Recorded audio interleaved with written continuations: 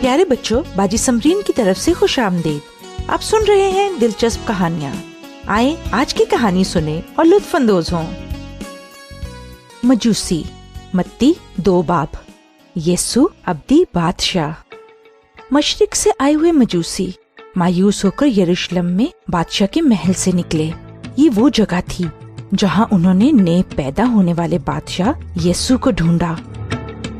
وہ اس لیے آئے تھے کہ اس کی حمد کر سکیں اور سب کو دکھا سکیں کہ وہ ان کی زندگیوں کا مالک تھا، لیکن وہ ان کو یروشلم میں نہ ملا۔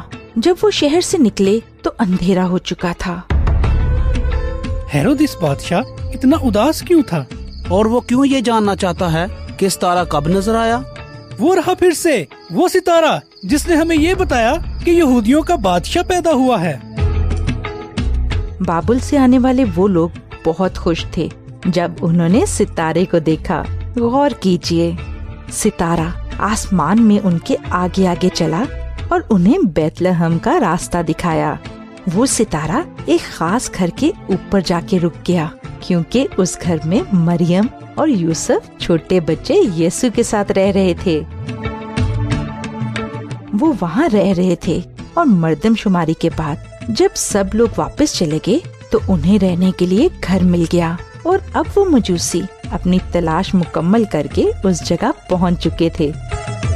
وہ گھر کے اندر گئے اور مریم اور یوسف کو پایا، اور انہوں نے اپنی آنکھوں سے اس بچے یسوع کو دیکھا، وہ بادشاہ جسے خدا نے بھیجا تھا۔ خوشی کے ساتھ انہوں نے یسوع کو سجدہ کیا اور اس کی حمد کی۔ وہ اس کے لوگ بننا چاہتے تھے۔ یسوع ان کا بادشاہ اور ان کی زندگیوں میں حکومت کرنے والا تھا۔ کیا یسوع آپ کا بھی بادشاہ ہے؟ کیا اسے یہ اجازت ہے کہ وہ زندگی بھر آپ کی رہنمائی کرتا رہے؟ آپ کے اور میرے لیے پوری دنیا میں اس سے زیادہ اچھی کوئی بات نہیں ہے کہ یسوع ہماری زندگیوں کا بادشاہ ہو۔ مجوسیوں نے اسے قبول کر لیا۔ انہوں نے اپنے تحفے کھولے۔ وہ بہت شکر گزار تھے۔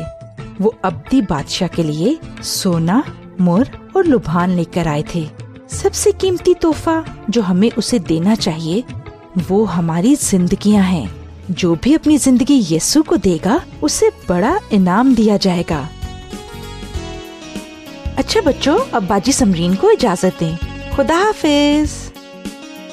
مزید معلومات کے لیے آپ ہمیں اس ای میل پر رابطہ کریں، دلچسپ کہانی @gmail.com DILCHASPKAHANI @gmail.com۔